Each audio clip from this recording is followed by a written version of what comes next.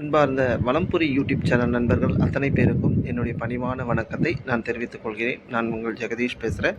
எல்லாரும் எப்படி இருக்கீங்க? நான் நல்லா இருக்கிறேன். இன்றைக்கி நாம் 63 நாயன்மார்கள் வரலாறை நம்ம பார்த்துட்ருக்கோம்.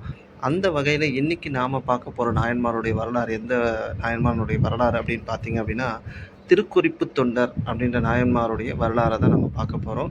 இவர் எங்கே பிறந்தார், எங்கே வளர்ந்தார் அப்படின்றத ஒரு விஷயத்தை வந்து இந்த திருக்குறிப்பு தொண்டர் நாயன்மார் வரலாறில் நம்ம பார்க்க போகிறோம்.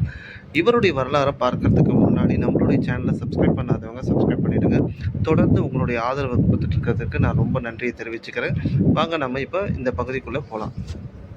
63 நாயன்மார்களில் திருக்குறிப்பு தொண்டர் அப்படின்ற நாயன்மாரும் ஒருத்தர். இவர் காஞ்சிபுரத்தில் அவதரிச்சிருக்கிறார்.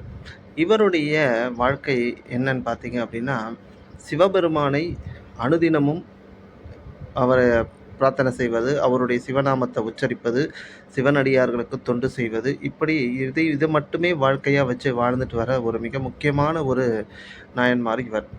இவருடைய வேலை என்னன்னு பார்த்தீங்க அப்படின்னா, சலவை தொழில் செய்கிறது தான்.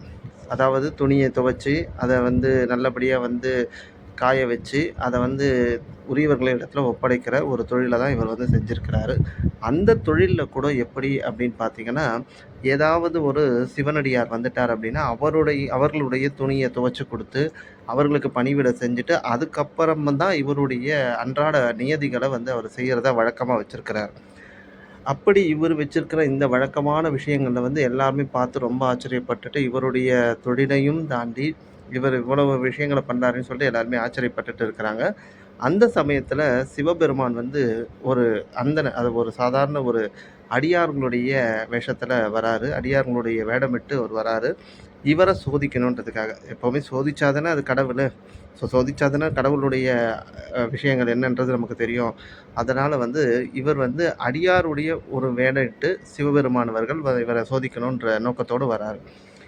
என்ன பண்ணார் அப்படின்னா, இவர் கண் முன்னே தோன்றா. இவரும் அந்த அடியாரை பார்த்த உடனே, சுவாமி வாங்க, உங்களுக்கு நான் என்ன செய்யணும் அப்படின்னு சொல்லி இவரும் கேட்குறாரு.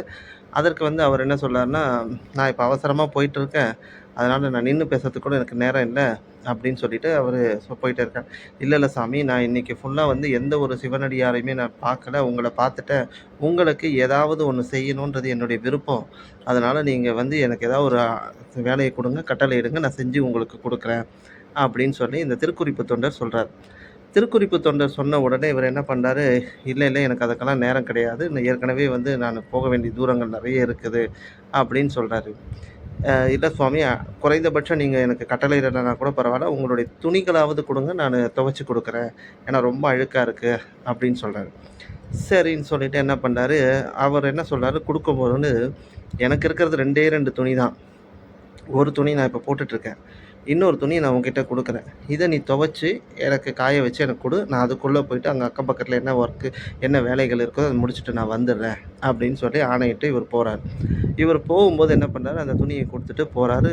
அப்போ சொல்கிறாரு, மழை வரா மாதிரி இருக்குது, அதனால் ரொம்ப கவனமாக நீ இதை பார்த்து செய்யணும் அப்படின்னு சொல்கிறாரு. அந்த நேரம் பார்த்து மழை அதிகமாக பெய்ய ஆரம்பிச்சிடுது. புயல், இடி, மழை அப்படின்னு சொல்லி அவங்களுக்கு ரொம்ப இக்கட்டான ஒரு சூழ்நிலையை திருக்குறிப்பு தொண்டருக்கு கொடுத்துட்றாங்க. அப்போ என்ன பண்ணுறதுன்னு தெரியல. அந்த இடத்துல பார்த்திங்கன்னா, அந்த துணியை துவைச்சி அவர் காய போடுறாரு. காய போட்டாலும் அது காயாது, ஏன்னா மழை பெய்யறதால காயாது. சரி என்ன பண்ணுறதுன்னு சொல்லிட்டு அவர் அப்படியே கையிலே வச்சிட்ருக்காரு. அதை போடும்போது அப்படின்னும்போது அந்த மழை பெய்யுது. மழையில் அந்த துணிகள் காயறதுக்கு வாய்ப்பே இல்லை. சரி அப்படின்னு சொல்லிட்டு அவர் ஒரு கொடி மேலே போகிறார். அந்த கொடி மேலே போட்ட உடனே அந்த துணி கிழிஞ்சிடுது. அடிக்கிற காற்றுல உரசி உரசி அந்த கொடியிலேருந்து துணி கிழிஞ்சு அது உடுத்தவே முடியாத அளவுக்கு ஆயிடுது. அப்போ என்ன பண்ணார், இந்த நேரம் பார்த்து அவர் அந்த அடியார் வந்துடுறாரு. அந்த அடியார் வந்த உடனே என்ன கேட்குறாரு, என்னுடைய துணிகளை கொடு, மழை வேறு பெய்யுது, ஏற்கனவே நான் நனைஞ்சிட்டேன், அந்த துணியை உடுத்திக்கிட்டு நான் என்னுடைய வேலைகளை பார்ப்பதற்கு நான் கிளம்புறேன் அப்படின்னு சொல்கிறார். அதுக்கு உடனே இவர் சொல்கிறார், சுவாமி இந்த மாதிரி ஆயிடுச்சு, இந்த மாதிரி துணி கிழிஞ்சு போயிடுச்சுன்னொடனே இவருக்கு பயங்கரமாக கோவம் வந்துடுச்சு. நான் பாட்டு சிவனேன்னு போயிட்டு இருந்தேன், என்னை கூப்பிட்டு நீ இந்த மாதிரி பண்ணால் என்ன அர்த்தம் அது அப்படின்னு சொல்லிட்டு, நீ என்னை வேணுமுனே என்னை இது பண்ணுறேன்னு சொல்லிட்டு என் கோபத்துக்கு ஆளாகிற அப்படின்னு சொன்ன உடனே என்ன பண்ணிடுறாரு, கோபத்துக்கு ஆளாகிறேன்னு சொல்லிட்டு அவர் அங்கேயே நின்றுட்டு இருக்காரு. இவர் என்ன பண்ணிட்டாரு, இந்த குற்ற உணர்ச்சியால் நம்ம இப்படி ஒரு தவறான ஒரு செயலை செஞ்சிட்டோமே, ஒரு சிவனடியாருக்கு நம்ம தொண்டு செய்ய முடியாத நிலைமை ஆயிடுச்சுன்னு சொல்லிட்டு என்ன பண்ணுறாரு, அந்த சலவை செய்கிற அந்த கல் இருக்குது பார்த்தீங்களா, அந்த கல் மேலே போயிட்டு இவருடைய தலையை இடிச்சுக்கிறார். இடிச்சிட்டு தவறுக்கு நான் வருந்துகிறேன் அப்படின்னு சொல்லி அந்த சலவை கல் மேலே இடிக்கும்பொழுது உடனடியாக வந்து ஒரு கை வந்து தடுக்குது. அது சிவபெருமானுடைய கை அது. அவர் சொல்றாரு, "திருக்குறிப்பு தொண்டா, இது போல நீ வந்து வருத்தப்படாத. உன்னுடைய பக்திய சோதிக்கணுன்ட்டு தான் நான் வந்தேன். அத நான் வந்து பார்த்துட்டேன். நேர்லயே பார்த்துட்டேன். அதனால நீ பயப்பட வேண்டியது இல்ல.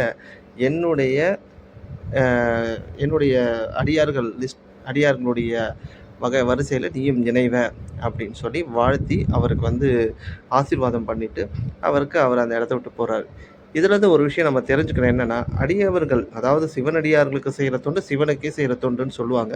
அதனால அவர்களுக்கு என்ன தேவை, அவர்களுக்கு என்ன செய்யணும் அப்படின்றத நம்ம குறிப்பறிந்து நம்ம செய்தோமேயானால், இறைவனுடைய அருளை பெறலாம் அப்படின்றது தான் திருக்குறிப்பு தொண்டருடைய வாழ்க்கை வரலாறு நமக்கு எடுத்துக்காட்டுகிறது.